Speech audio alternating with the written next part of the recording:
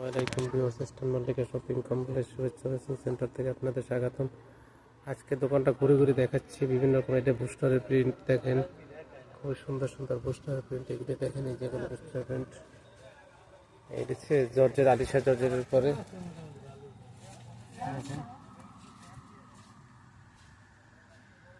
এগুলি সিল্কের উপরে, সামর সিল্ক, রয়্যাল সিল্ক। এটা বোরকার কাপড় দেখেন, বোরকার কাপড়ের উপরে।